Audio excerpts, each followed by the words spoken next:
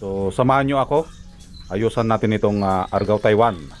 At kung mapapansin nyo, ang kanyang mga dahon or ang kanyang mga sanga ay naka-wild, wala na sa ayos. So ito yung aayusan natin. Kapag iikutin, ito ang kanyang itsura.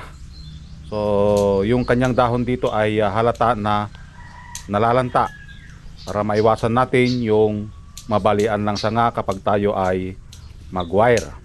So tanggalin lang natin yung mga sumobra na sanga dito para balik ayos ang ating halaman.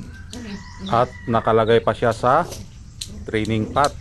So yung timba na maliit at may extension na langgana. So yun ang technique para ma-maintain yung lakas ng ating halaman.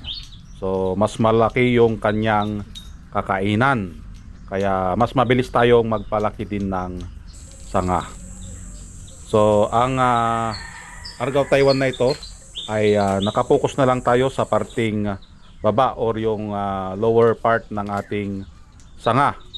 Yan, kung mapapansin nyo, wala pa siyang putol, pero pagdating na sa taas, halos buo na. Nag-cut back kasi tayo dito para maging tapered ang kanyang sanga. So mag-wire ulit tayo dahil kailangan yung mga sanga nito ay ma-guide natin ng maayos dahil binubuo pa lang natin ito. Lagyan lang natin ng sayaw.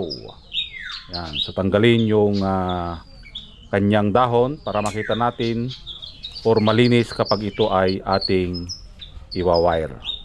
At kapag ito ay nabuo na, yon ang abangan natin dahil ikakasa natin ito sa pinjing.